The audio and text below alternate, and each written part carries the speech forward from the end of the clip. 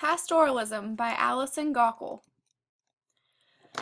Pastoralism was created by a Greek man named Hesiod in 750 BC. This movement involved poetry, as well as music, literature, and art that depicted rural images in the pastoral tradition that was common in Greek life. Following Hesiod, pastoralism can be traced to the Hellenistic period, where many poets would write idylls or short poems describing rural life. After the Hellenistic period, pastoralism became less popular, but it made a comeback in the Italian Renaissance. Ironically, the Italian poets were educated urban dwellers, the complete opposite of the Hellenistic shepherds that had started the movement. Their poems were filled with fantasies and misconceptions about the rural lifestyle. From there, pastoralism morphed into a critique on city life. Pastoral poems are still popular in contemporary society, both as a way to highlight natural images and to criticize city life. Notable poets of the pastoral movement. Hesiod was a Greek oral poet that founded the movement. Virgil was a Roman poet in 38 BCE that modeled his works after Hesiod's.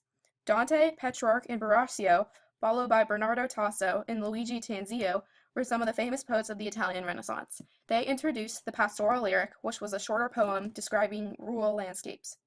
Alexander Barclay was a 16th century poet in England. Michael Drayton was also a 16th century English poet. He wrote the famous poem, The Shepherd's Garland. Robert Herrick was an English pastoral poet that commonly wrote about the beautiful landscapes and the estates of wealthy families. Christopher Marlowe was one of the most famous pastoral poets. He wrote The Passionate Shepherd to His Love, one of the most well-known love poems in the English language. The Passionate Shepherd to His Love by Christopher Marlowe.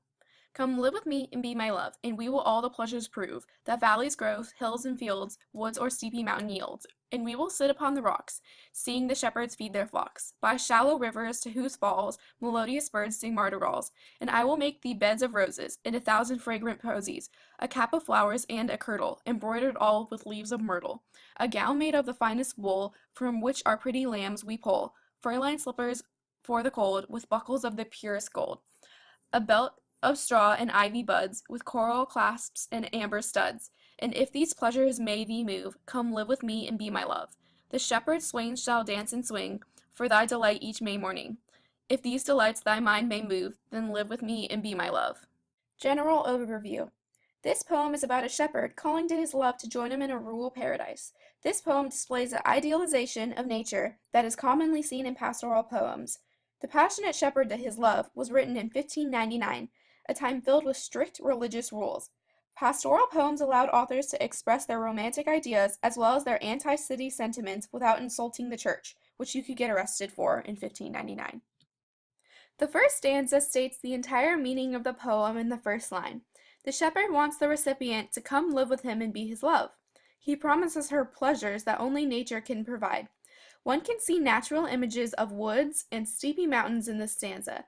The speaker is promising a life of leisure to his love, which many urban poets such as Marlowe thought rural workers enjoyed. The second stanza is also centered around natural imagery. It is a continuation of the first stanza. The rocks mentioned in this stanza could symbolize the jagged edges that can form in a relationship between a man and a woman that are not well acquainted before marriage, as was the case in many marriages in 1599. In the third stanza, the shepherd promises his love material possessions in addition to a beautiful home. It is important to note that all the things he promises her come from nature. The fourth stanza is again full of promises that the shepherd makes to his love.